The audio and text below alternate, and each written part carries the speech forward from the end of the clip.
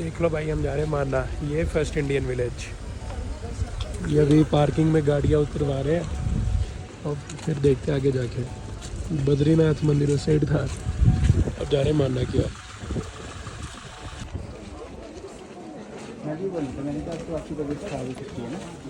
तो भाई ये माना विलेज है, अभी आगे की ओर जा रहे हैं हम।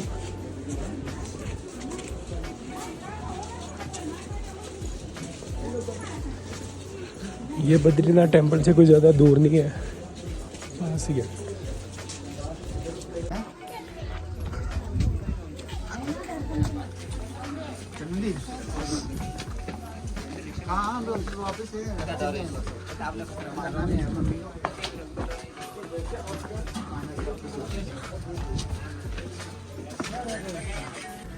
भाई छोटा सा बहुत ही प्यारा गांव है ये। इन लोगों ने ना मोस्टली वॉल्स पे पेंटिंग्स बनाई हुई है, बहुत प्यारी लग रही है वो। या ना सरस्वती भी है नदी। अभी जैसे मैं वहाँ से आया ना, ये यमुनोत्री, गंगोत्री, और अभी तीसरी है मेरी सरस्वती नदी। सिंपल हो गई यार यहाँ के।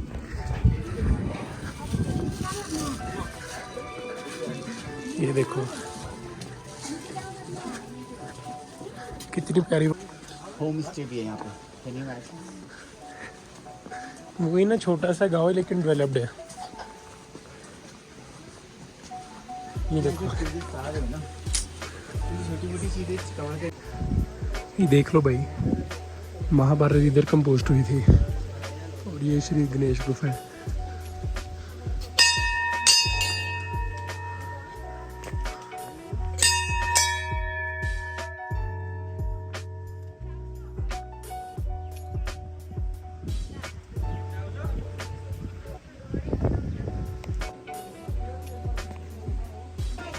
अब हम जा रहे हैं भाई व्यास गुफा की ओर। ये देखो एक बार,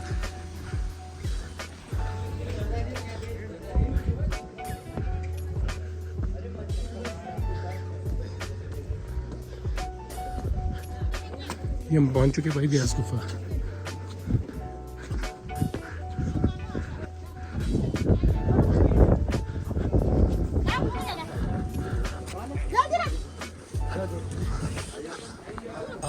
भाई ये केव 5323 ईयर्स ओल्ड है।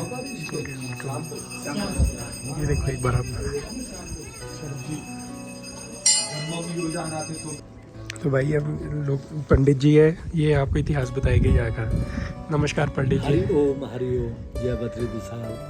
तो हमारे सनातन धर्म के जितने भी ग्रंथ वेद पुराण हैं, सबकी रचना वेद व्यास जी ने इसी बद्रिकाश्रम के और इसी पुण्य धाम पे उनकी रचना की, जिस पुण्य धाम पे आप लोग उपस्थित हैं। इसीलिए तो वेद व्यास जी ने स्कंद पुराण में लिखा कि बहूनि सन्ति तीर्थानि दिवि भूमो रसासुचो बद्री सदृशे तीर्थ न भूतो न भविष्यति। क्यों? क्योंकि भगवान वेद मंत्रों के अधीन है। उन वेद मंत्रों का प्रादुर्भाव, उन अष्टादश पुराणों का लेखन वेद व्यास जी ने इसी बद्रिकाश्रम के और इसी पुण्य धाम पे मैंने उनकी रचना की थी। तो वेद व्यास जी ने तो सबसे पहले वेदः त्रिविधः, वेद एक ही था, आपने उसके और 3 भाग किए। वेद को कुल 4 भागों में बांटने के ही कारण आपका नाम पड़ा वेद। और आप जन्म होते विशाल हो गए थे, बड़े हो गए थे, इसलिए आपका नाम पड़ा व्यास। व्यास एक उपाधि भी है। काला स्वरूप होने के कारण आपका नाम पड़ा कृष्ण। और बैतवा और जमुना के द्वीप में कालपी पड़ती है कानपुर झांसी के बीच। तो वेद व्यास जी का जन्म हुआ कानपुर में। वेद व्यास जी ने ग्रंथों को लिखा माणा में, और वेद व्यास जी ने ग्रंथों को सुनाया लखनऊ के पास नैमिषारण्य क्षेत्र में। वाह मेरे वेद व्यास धन्य। अरे कहाँ जन्म हुआ, कहाँ लिखा, कहाँ सुनाया, धन्य हो ऐसे महापुरुषों के लिए। तो वेद व्यास जी ने तो वेद को तो 4 भागों में तो बांट डाला, परंतु भागवत में लिखा कि स्त्री सुत तुजबंधु नाम त्रयीनो सुति गोचरा। किसी किसी के लिए वेद पढ़ने का अधिकार नहीं है, तो जिनको वेद पढ़ने का अधिकार नहीं, उनका कल्याण कैसे हो? कौन एक ऐसा ग्रंथ होगा जिसमें वेदों का भी रहस्य हो, पुराणों का भी रहस्य हो, शास्त्रों का भी रहस्य हो, जिसका ज्ञानोपार्जन करने से सबका कल्याण हो जाए? तो ब्रह्मा जी ने कहा कि वेदव्यास, मैं ऐसा ग्रंथ तो केवल महाभारत है कि जिसमें सब कुछ है, जो कहीं नहीं है वो महाभारत में है। वेदव्यास जी ने कहा कि महाभारत में तो 1,00,000 श्लोक है, कलयुग आने वाला है, द्वापर का अंतिम समय है, इतना जल्दी कौन लिखेगा? तो ब्रह्मा जी ने कहा कि आप गणेश जी का आह्वान कीजिए ना। गणेश जी तो द्वाभ्याम अर्थाभ्याम भी लिखा, दोनों हाथों से लिखने वाले हैं। तब वेदव्यास जी ने गणेश जी का आह्वान किया कि तथा संस्मारे रंभ व्यासो सत्यवती सुधा स्मित मात्रो गणेशानो भक्ति चिंतित पूरक। गणेश जी आए तो गणेश जी ने कहा कि अमृतोष में मैं स्वीकार करता हूँ, परंतु एक शर्त पे। तो गणेश जी की क्या शर्त थी?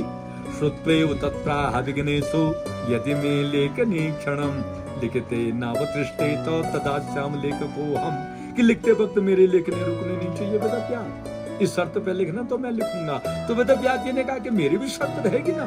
अरे यस्मिन अश्लोके अहम वक्तव्यम ते अन्य व्याख्याति भी लिखा, मैं भी जिस अश्लोक को कहूंगा आप भी सोच समझ के लिखना। तो यहाँ से वेदव्यास जी बोले नीचे गणेश जी लिखे, इनके लिए दूर नहीं होता, ये तो विष्णु के अवतार ही है, विष्णु के लिए कहाँ दूर होता?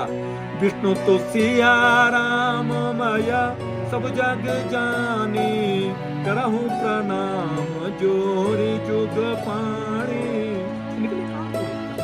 ये तो व्यासाय विष्णु रूपाय व्यास रूपाय विष्णवे। अरे वेदों को रचने के लिए, पुराणों को लिखने के लिए विष्णु का अवतार, व्यास का अवतार हुआ, तो विष्णु के लिए कहाँ दूर होता है?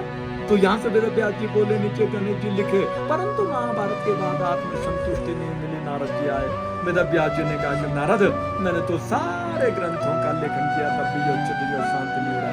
तो नारद जी ने कहा कि जब तक आपने पिबत भागवतं रसमालयम् मोरयो रसिका भुवि बाबुका निगम कल्पतरोर्गलितं फलम, जब तक आपने भक्तों को भागवत रूपी रस का पान नहीं दिया, तब तक आपका ये चित्त जो है शांत नहीं होगा। तो अंत में वेदव्यास जी ने यहाँ पे बैठ करके 18वां पुराण श्रीमद् भागवत की रचना की। बोलो श्रीमद् भागवत महापुराण की जय। अरे भाई वैसे तो सुनाते नहीं है पंडित जी, ऐसे मैंने ऐसे रिक्वेस्ट की थी कि आप जैसे आपने हमें बताया ना, तो जो लोग नहीं आ पा रहे या दूर हैं उनको भी आप ये इन्फॉर्मेशन उन्होंने सुनाई यार।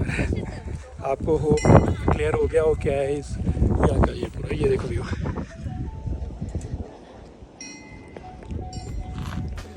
चलो भाई अब चलते हैं वापस, और हमें आज अब वापस भी निकले गए। 4 धाम यात्रा बहुत अच्छी तरह से सफल हुई हमारी भाई। वही है ना, ये ऐसी जगह यहाँ से आपका घर जाने का मन ही नहीं करेगा, आपका ये मन करेगा कि भाई इधर ही बस जाता हूँ। हाँ, वो शहरों की भीड़ भाड़ में वापस जाना है। ये देखो बहुत प्यारा गांव है यार।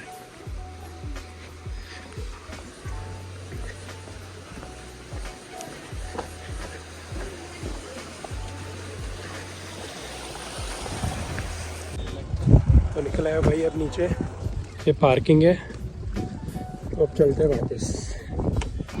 भाई यहाँ पे इतना टूरिस्ट आया हुआ ना, ये देखो इतना लंबा जाम लग गया है, वो आगे तक जाएंगे। सुबह के निकले, रात हो गई है, अभी भी काफ़ी बड़ा है यार। पहुँचेंगे रात को 2 बजे के राउंड जा रहे हैं, अभी मुजफ्फरनगर तक जा रहे हैं। चलो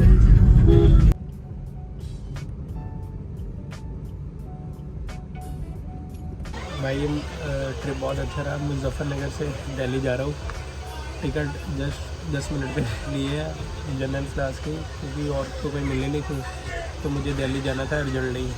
ये देख लो, अभी मुजफ्फरनगर पे हूँ, अब दिल्ली हज़रत निज़ामुद्दीन पहुँचूँगा 2:15 के राउंड। तो भाई गई आप ये ना समझना मैं बिना टिकट के चढ़ा हूँ, टिकट लेके आया हूँ ट्रेन में। अब आएगा टी चेक करेगा शायद एक बार।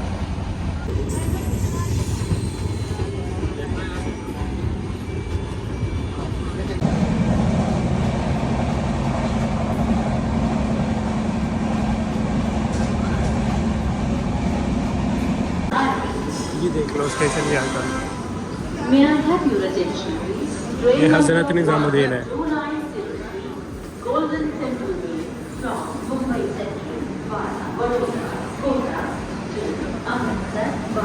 भाई पोल्यूशन लेवल देखो एक बार, बुरे हाल है या तो भाई ये देखो सोलो ट्रैवलिंग, एक बैग इधर एक इधर।